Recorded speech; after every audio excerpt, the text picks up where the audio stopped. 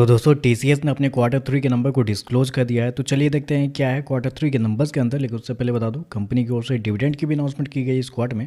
एक बड़ा डिविडेंड आप कह सकते हैं कंपनी की ओर से किया गया है, क्योंकि 11 रुपये का नॉर्मल डिविडेंड है और साथ में कंपनी की ओर से 46 रुपये का स्पेशल डिविडेंड आपको दिया जा रहा है।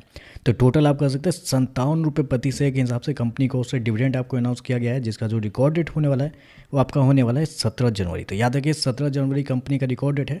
टोटल 57 रुपये कंपनी के डिविडेंड के लिए। चलिए नंबर देख लेते हैं डाटाबेस के लिए यहाँ पे क्रॉस में। तो देखिए पिछले क्वार्टर में कंपनी 65,799 करोड़ खर्च की थी रिवेन्यू के थ्रू, मतलब रिवेन्यू के थ्रू जनरेट की थी।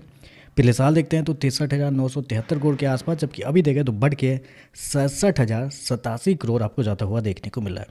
तो साल दर साल जाते हैं तो साल दर साल कंपनी के रेवेन्यू के अंदर लगभग 5% के आसपास की तेजी आपको देखने को मिले। जबकि क्वार्टरली बेस पे जाते हैं तो क्वार्टरली बेस पे भी कंपनी के रेवेन्यू के अंदर एक हल्की सी तेजी आपको देखने को लगभग 2% के आसपास का जंप आपको देखने को मिल रहा है। तो कंपनी का रेवेन्यू देखें तो आपको साल दर साल क्वार्टर क्वार्टर बढ़ते हुए देखने को मिल रहा है। हालांकि मार्केट का मानना भी था कि कंपनी के रेवेन्यू इसी प्रकार के आपको कुछ देखने को मिल सकते हैं, क्योंकि मार्केट का जो अमाउंट था वो था आपका 66,000 करोड़ से लेके 67,400 करोड़ के बीच में। तो मार्केट का अनुमान था कि इसके बीच में कंपनी के रेवेन्यू आपको आते हुए देखने को मिल सकते हैं। तो आप कह सकते हैं रेवेन्यू टोटली इनलाइन आपको देखने को मिल रहा है। चलिए कंपनी के खर्चे क्या है वो देखते हैं। तो देखिए पिछले क्वार्टर में 49,463 करोड़ खर्च किए थे, पिछले साल 48,550 करोड़। अभी देखें तो कंपनी खर्चे 50,736 करोड़ आपको जाता हुआ देखने को मिला है। तो खर्चे भी देखें तो खर्चे भी कंपनी के ठीक है, नॉर्मली आपको देखने को मिल रहे हैं।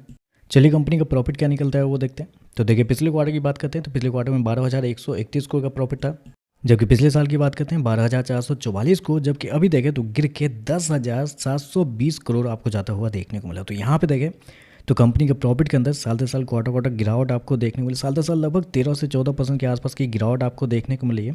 क्वार्टरली बेस पे जाते हैं तो यहाँ पे भी गिरावट आपको देखने को मिली। तो आप कहेंगे ऐसे कैसे, रेवेन्यू बढ़ रहा है, खर्चे भी कंट्रोल में है, तो प्रॉफिट कैसे गिरा है। तो प्रॉफिट गिरा है उसके पीछे का रीज़न आपको भी पता होगा कि पिछले कुछ समय में कंपनी ने कुछ अपने कर्मचारी को निकाला था, उसकी वजह से कंपनी के ऊपर बहुत सारे एक्शन उक्शन भी दिए गए थे। तो वही चीज़ यहाँ पे आपको देखने को मिल रहा है। न्यू लेबर कोड में यहाँ पे कंपनी को 2,000 करोड़ के आसपास खर्च किया है। प्रोविजन में कंपनी ने 1,000 खर्च किया, रीस्ट्रक्चरिंग के नाम पे 250 करोड़ वहाँ पे खर्च किए। तो यहाँ पे कुछ एक्स्ट्रा जो खर्चे हैं वो इस क्वार्टर में आपको आते हुए देखने को मिल रहे हैं, जिसकी वजह से कंपनी के जो प्रॉफिट है उसके ऊपर दबाव आपको पड़ता हुआ देखने को मिला है। कंपनी इसको कितना किया, 10,720 करोड़ के आसपास का प्रॉफिट इस क्वार्टर में, जबकि मार्केट का अनुमान था लगभग 13,000 करोड़ से लेके 13,200 करोड़ के बीच में। मार्केट का अनुमान था कि इसके बीच में कंपनी का प्रॉफिट आएगा, लेकिन यहाँ पे देखें तो प्रॉफिट कमजोर देखने को मिला इन सारी चीज़ों की वजह से।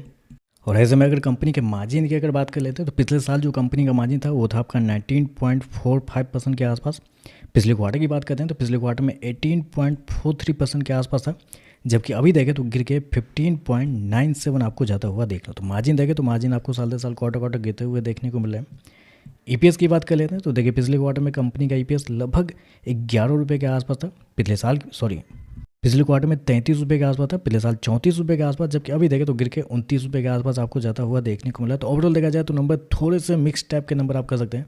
अगर कंपनी के नेट प्रॉफिट को हटा के अगर आप देखते हैं तो नंबर अच्छे देखने को मिल रहे हैं, क्योंकि ऑपरेटिंग प्रॉफिट आपको साल दर साल क्वार्टर क्वार्टर बढ़ते हुए देखने को मिले। तो ऑपरेटिंग प्रॉफिट सही है, लेकिन कंपनी के नेट प्रॉफिट आपको गिरते हुए देखने को मिला है। कुछ एक्स्ट्रा इस क्वार्टर में खर्च किए हैं जिसकी वजह से, लेकिन डिविडेंड भी कंपनी को से एक अच्छा खासा दिया गया है।